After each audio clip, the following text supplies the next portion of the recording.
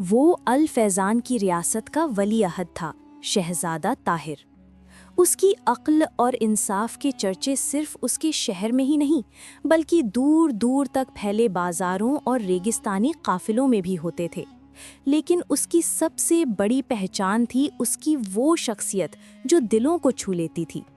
एक दिन उसके बाप बादशाह सलीम ने उसे अपने दरबार में बुलाया।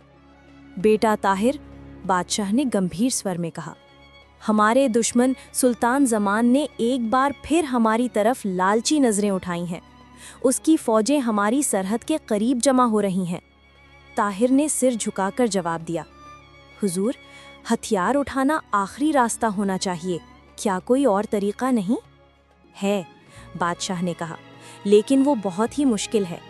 कहा जाता है कि नूर अल सहरा नाम की एक जिन शहजादी है। अगर कोई उसका दिल जीत ले और उसकी मदद हासिल कर ले तो उसकी ताकत के आगे कोई भी फौज टिक नहीं सकती। लेकिन कोई मर्तबान नहीं, कोई जादू नहीं, उसे अपनी शक्ल में अपनी मर्जी से इंसानों में आना होगा, और ये नामुमकिन सा लगता है। ये सुनकर ताहिर के दिल में एक उम्मीद जगी। उसने फैसला किया कि वो खुद इस जिन शहजादी को ढूंढेगा, लेकिन बल या जादू से नहीं, बल्कि इंसानियत और अक्ल से। उधर जिन्नों की दुनिया आलमे नूर में शहजादी मरजाना अपने महल की छत पर बैठी आसमान के तारे गिन रही थी। वो इंसानों की दुनिया के बारे में बेहद उत्सुक थी, जहाँ की खुशबू, रंग और जज्बात उसकी अपनी दुनिया से बिल्कुल जुदा थे। उसके वालिद शाह जिन ने मनाही की हुई थी। मरजाना, उन्होंने डांटते हुए कहा, इंसान धोखेबाज और लालची होते हैं, वो तुम्हारी ताकत का फायदा उठाएंगे। लेकिन मरजाना का दिल नहीं माना। एक रात उसने एक ताकतवर लेकिन नर्म दिल बूढ़े जिन की मदद से अपनी जिन शक्ल छुपाई और एक खूबसूरत इंसान लड़की लैला का रूप धर लिया। उसने साधारण कपड़े पहने और अपनी जादुई ताकतों को अपने अंदर दबा लिया, बस एक हल्की सी अंतर्दृष्टि को छोड़कर। वो अल फैज़ान पहुंच गई। शहजादा ताहिर अपने सबसे विश्वासपात्र सलाहकार हाकिम अली के साथ शहर का दौरा कर रहा था ताकि लोगों की परेशानियां सुने। अचानक उसकी नज़र बाजार में एक नए चेहरे पर पड़ी। एक लड़की जो बेहद खूबसूरत तो थी, लेकिन उसकी आंखों में एक अजीब सी चमक और जिज्ञासा थी, जैसे वो यहाँ नई हो।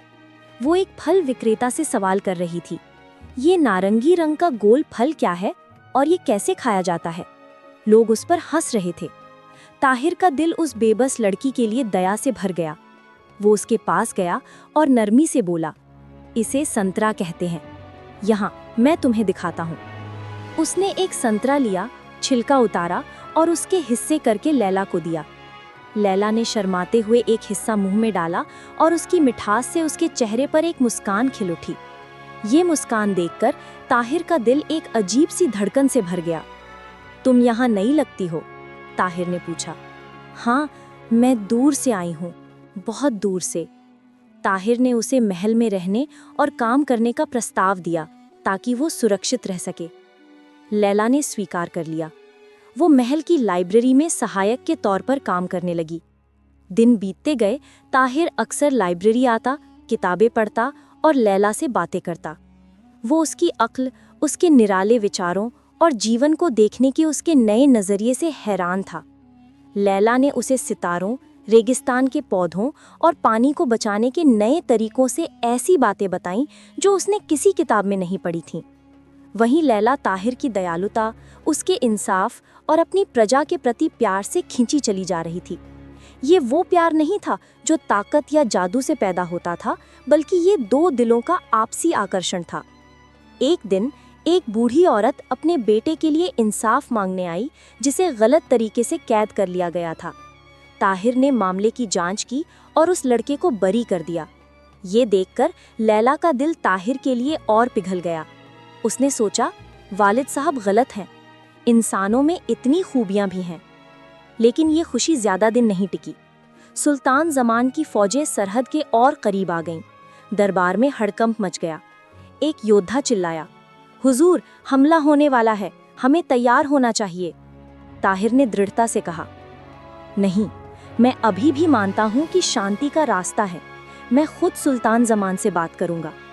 ये सुनकर सब दरबारी हैरान रह गए। लैला का दिल दहल गया।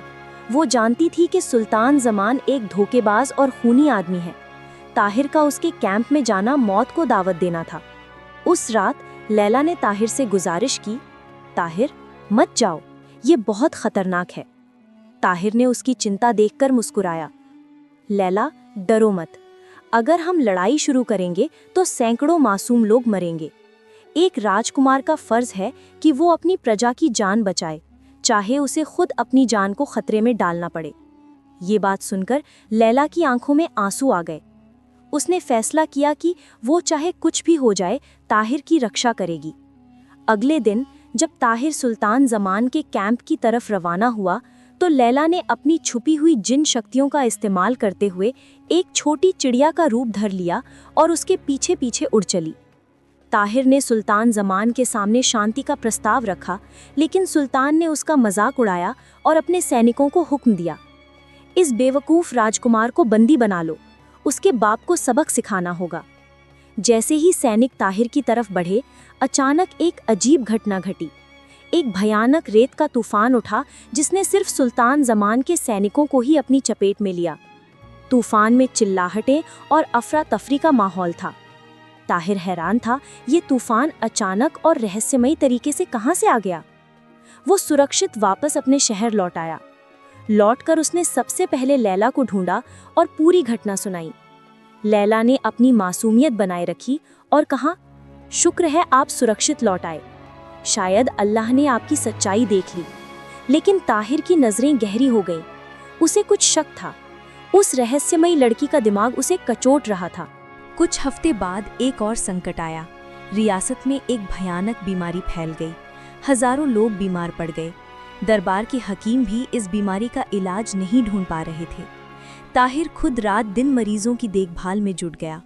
लैला से रहा नहीं गया। एक अंधेरी रात उसने महल के बगीचे में एक सुनसान जगह चुनी।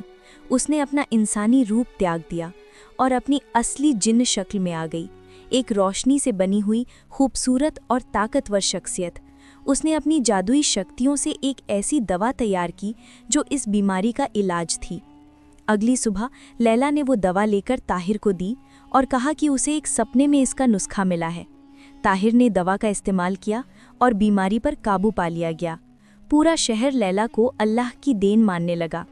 लेकिन ताहिर का शक पक्का यकीन में बदल गया। उसने लैला को बगीचे में बुलाया। उसकी आंखों में एक अजीब सा भाव था, प्यार, चिंता और डर सब एक साथ। लैला, उसने धीरे से कहा, तुम कौन हो? सच सच बताओ। वो रेत का तूफान, ये दवा, ये सब एक इंसान के बस की बात नहीं है। लैला की आंखों में आंसू आ गए। वह समझ गई कि अब छिपाने का कोई फायदा नहीं है। उसने सारी सच्चाई उगल दी कि वह जिन्नों की शहजादी मरजाना है, कि वह इंसानों की दुनिया देखने आई थी और कि वह उससे प्यार करने लगी है। ये सुनकर ताहिर का चेहरा सफ़ेद पड़ गया। वह कई पलों तक चुप रहा, फिर बोला, तो ये सब एक झूठ था, एक नाटक? तुम्हारा प्यार वो भी जादू था? नहीं, मरजाना ने दर्द से कहा, मेरा प्यार बिल्कुल सच्चा है ताहिर। मैंने तुम्हें अपनी जिन शक्तियों से नहीं बल्कि अपने दिल से चाहा है। मैंने तुम्हारी दयालुता, तुम्हारी अक्ल और तुम्हारी इंसानियत भरे दिल से प्यार किया है। लेकिन ताहिर का दिल टूट चुका था। धोखे का एहसास उसे अंदर तक हिला गया था। उसने दुखी स्वर में कहा, मैं तुम पर विश्वास करता था लैला। या मरजाना, तुमने मुझे बेवकूफ़ बनाया। जाओ, अपनी दुनिया में वापस जाओ। मरजाना का दिल चकनाचूर हो गया।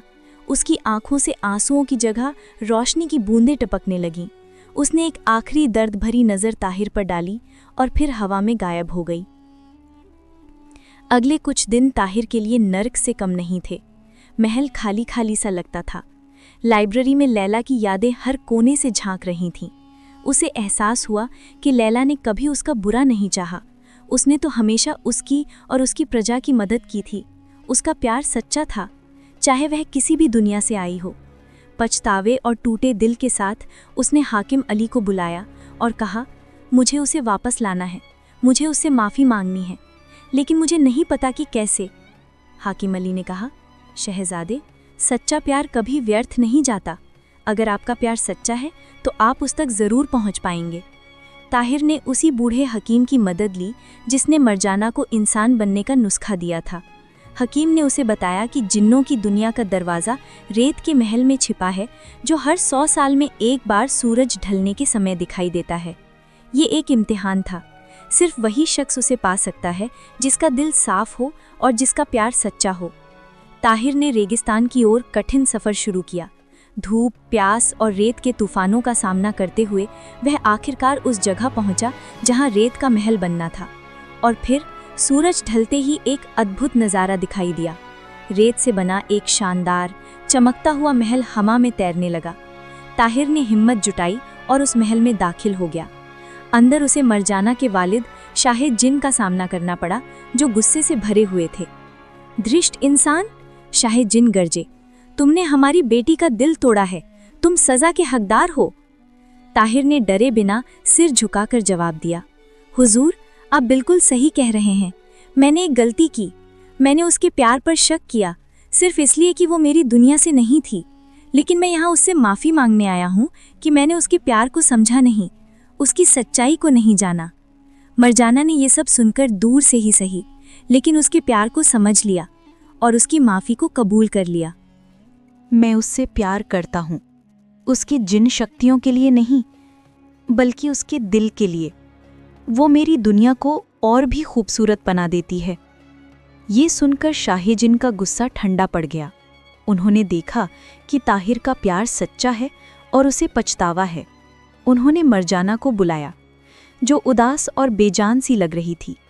ताहिर ने मरजाना की आंखों में देखा और कहा, मरजाना, मैं माफ़ी मांगता हूँ। मैंने तुम्हारे प्यार को नहीं पहचाना। तुम मेरी दुनिया की सबसे कीमती चीज़ हो। क्या तुम मुझे माफ़ करोगी? क्या तुम वापस आओगी? मरजाना की आंखों में एक बार फिर चमक लौट आई। उसने मुस्कुराते हुए हाँ कहा। शाहिद जिन ने भी अपनी रजामंदी दे दी, लेकिन एक शर्त पर। मरजाना अपनी जिन शक्तियों का इस्तेमाल सिर्फ अच्छाई और लोगों की मदद के लिए करेगी। ताहिर और मरजाना अल-फैज़ान लौट आए।